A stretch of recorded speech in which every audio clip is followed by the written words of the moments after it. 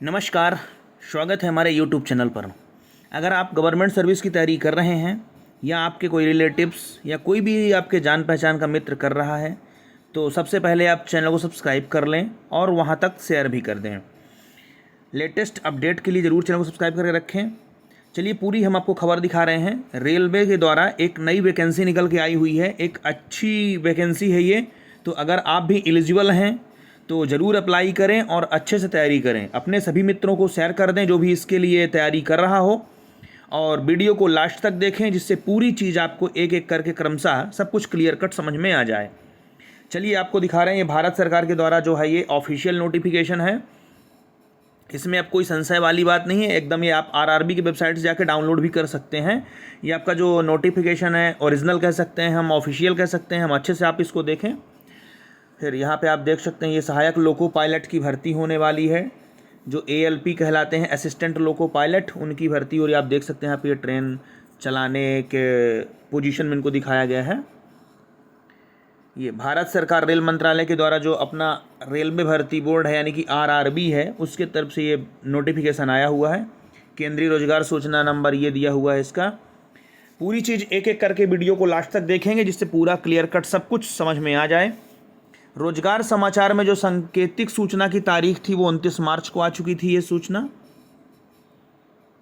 29 मार्च को, और आवेदन जो ऑनलाइन जमा करने की प्रारंभिक तारीख होगी वो 12 अप्रैल से चालू होगी और चलेगी 11 मई को लेकर रात के 12 बजे से 1 सेकंड पहले तक, यानी 23:59 तक, पूरा 12 बजे तक। इसको अच्छे से देख लेंगे। और जो संशोधन शुल्क है वो लेकर 14 मई से आप कर सकते हैं 23 मई तक।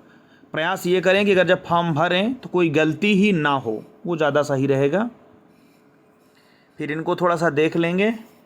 ये सहायक लोको पायलट के लिए वैकेंसी आई हुई है जिसे हम शॉर्टकट में ALP बोलते हैं।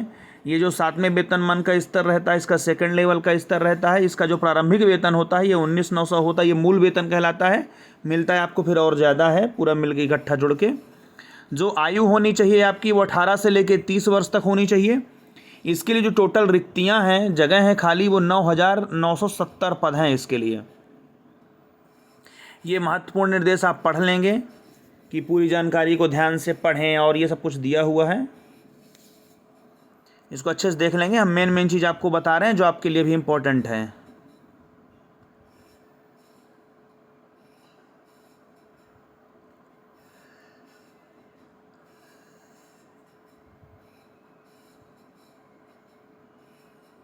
ये फीस के लिए दिया हुआ है, और ये इसको ये देख लें अच्छे से कि जो पहले चरण का पेपर होगा ALP का CBT फर्स्ट चरण, उसके लिए उसमें जो बच्चे बैठेंगे उसके लिए, और जितनी वैकेंसी होगी उसके 15 गुना CBT 2 के लिए लिए जाएंगे। ये चीज़ ध्यान रखेंगे, तो भी वो CBT 2 के लिए शॉर्ट लिस्ट किए जाएंगे।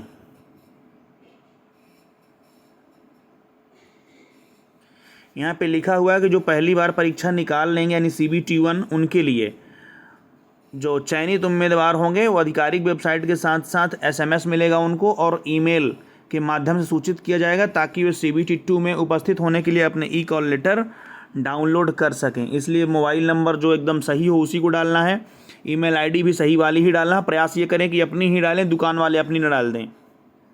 इनको थोड़ा सा देख लेंगे। जो CBT 1 है, CBT 2 है, इसके लिए जो शहर आवंटन है वो अपने हिसाब से वो देंगे, ये अनुमति नहीं होगी उससे।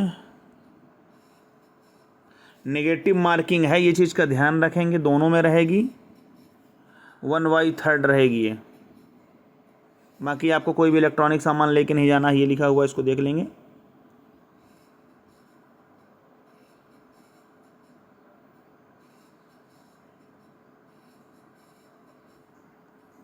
निर्देश थोड़ा सा पढ़ लेंगे पूरा ऑफिशियल नोट में डाउनलोड करके।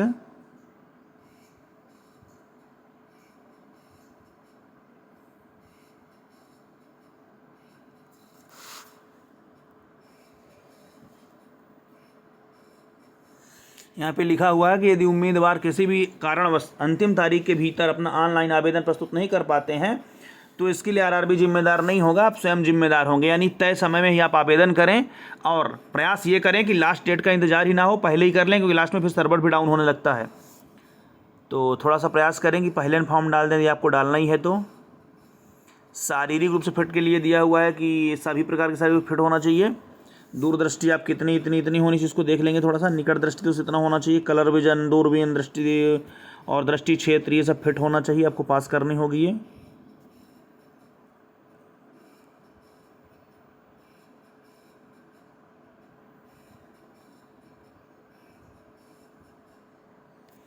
यहाँ पे फिर एक चीज़ और इम्पोर्टेंट दिया हुआ है कि यदि उम्मीदवार इस पद के लिए निर्धारित मेडिकल फिटनेस या मानक में उत्तीर्ण नहीं हो पाता है तो उसे इस पद के लिए पैनल में शामिल नहीं किया जाएगा और रेलवे द्वारा कोई वैकल्पिक नियुक्ति भी नहीं दी जाएगी।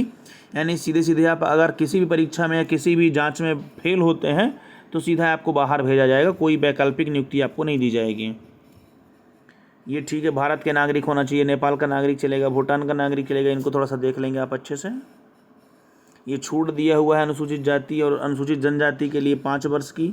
ओबीसी जो गैर क्रीमी लेयर है उनके लिए 3 वर्ष की छूट रहेगी। जो पूर्व सर्विसमैन है उनके बाद उनके लिए 3 साल 6 साल ये आयु रहेगी जो।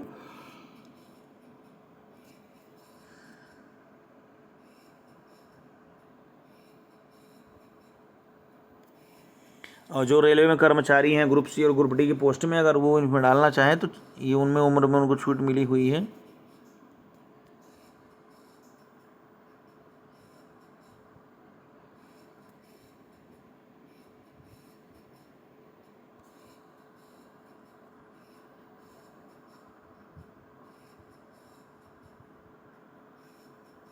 यहाँ पे आप डेट ऑफ बर्थ से मिला सकते हैं कि यूआर अथवा ओबीसी के लिए डेट ऑफ बर्थ इतनी से होनी चाहिए और ये होनी चाहिए, इसको देख लेंगे।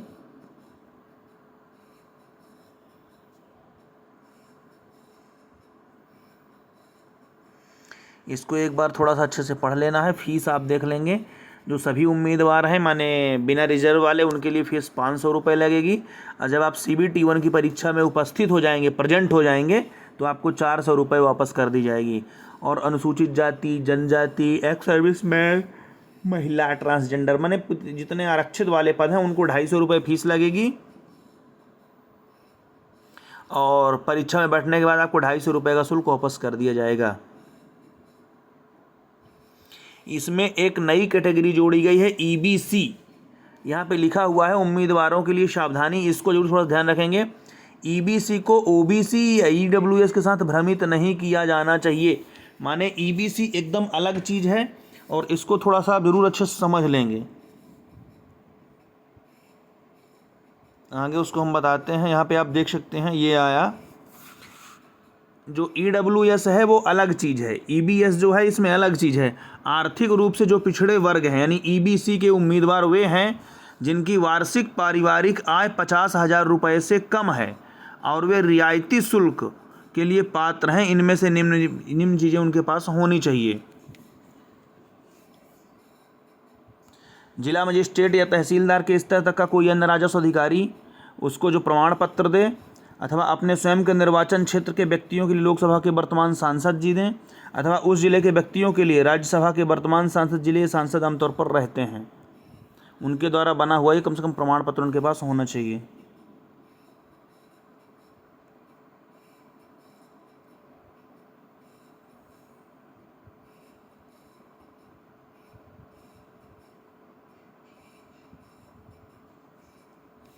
अथवा सबसे इम्पोर्टेंट चीज़ आपके पास ये है कि BPL कार्ड यानी जो गरीबी रेखा का राशन कार्ड आता है वो आपके पास होना चाहिए अथवा अन्य कोई भी ऐसा जारी प्रमाण पत्र जिससे आप गरीबी रेखा के अंतर्गत माने जाते हों।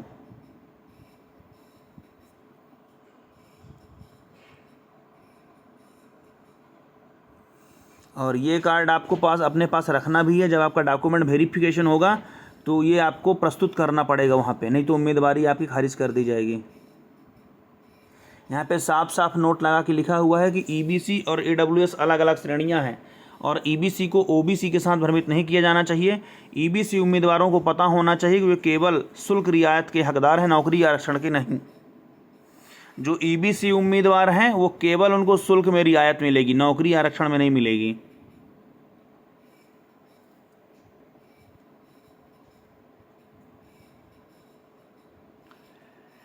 ये पूरा नोटिफिकेशन आपको अच्छे से देख लेना है। ये EWS वालों के लिए है। 5 एकड़ से ऊपर आपकी भूमि नहीं होनी चाहिए। 1000 वर्ग फीट या उससे अधिक का आवासीय फ्लैट नहीं होना चाहिए।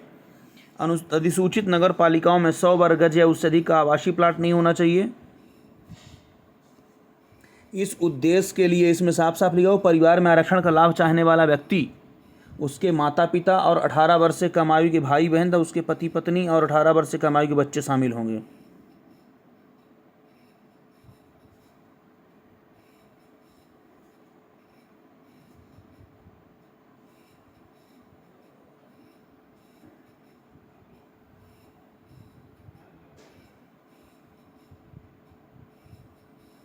इसको आप अच्छे से पूरा एक बार पढ़ लेंगे। ये आरक्षण के बारे में बताया हुआ है। ये भर्ती प्रक्रिया है। CBT 1 होगा, CBT 2 होगा, फिर CBAT होगा, कंप्यूटर आधारित योग्यता परीक्षण, दस्तावेज सत्यापन होगा, चिकित्सा परीक्षा होगी और परीक्षा कार्यक्रम और स्थानों की जानकारी आपको ईमेल के माध्यम से मिलेगी।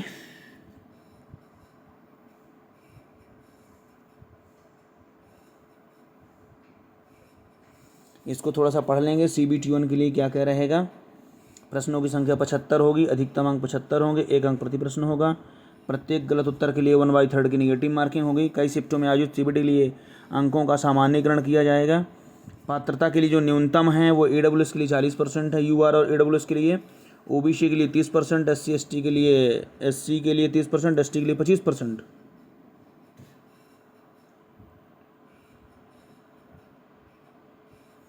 ये विस्तृत सिलेबस दिया हुआ है, इसको फिर अलग से हम चर्चा कर लेंगे। गणित के लिए क्या क्या दिया हुआ है यहाँ पे देख सकते हैं। संख्या प्रणाली, वार्ड मास, दशमलव अंश, ये इसको पूरा अच्छे से देख लेंगे और पढ़ लेंगे। हम इसकी भी वीडियो जो है अलग से बना देंगे आपको सिलेबस के लिए। जो आपका सामान्य विज्ञान पढ़ना है वो पाठ्यक्रम में भौतिकी, रसायन और 10वीं कक्षा के स्तर का जीव विज्ञान आपको पढ़ना है। यानी सामान्य विज्ञान आपको देखना है। जागरूकता मामले में आपको समसामयिक जो करंट अफेयर्स है वो आपको देखना है। फिर द्वितीय चरण CBT 2 के लिए देख लेना आपको सिलेबस।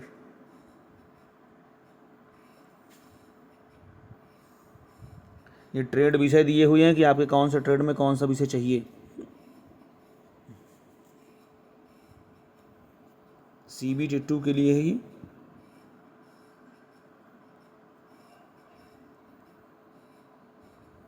फोटो आपकी नई होनी चाहिए और सफ़ेद पृष्ठभूमि में आपकी होनी चाहिए। 2 महीने से अधिक पुरानी नहीं होनी चाहिए।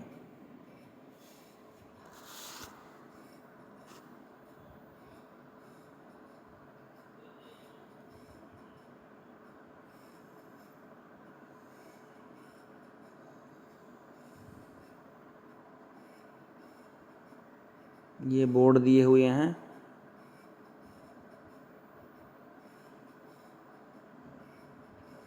इनको थोड़ा सा अच्छे से पूरा आपको पढ़ लेना है। अब हम आपको पूरी वैकेंसी दिखा देते हैं कहाँ पे कितनी की। इनको अच्छे से आपको देख लेना है पूरा एक बार। आरक्षण में छूट में जो फुल फॉर्म लिखे हुए हैं वो दिए हुए हैं। ये इसको ज़रूर देख लेंगे। आपका जो क्वालिफ़िकेशन रहेगा सहायक लोको पायलट के लिए, और योग्यता क्या क्या चाहिए आपको, मैट्रिकुलेशन और NCVT अथवा SCVT के मान्यता प्राप्त संस्था से fitter, electrician, instrument mechanic, millwright, maintenance के मैकेनिक, रेडियो TV, ये पूरे जो विभाग दिए हुए इनमें आप देख सकते हैं अच्छे से। इनसे आपका ITI होना चाहिए अथवा मैट्रिकुलेशन के साथ अप्रेंटिस होना चाहिए। पूर्ण जो एक्ट है वो उसके साथ अप्रेंटिस भी होना चाहिए, या आपका डिप्लोमा भी होगा तो चल जाएगा।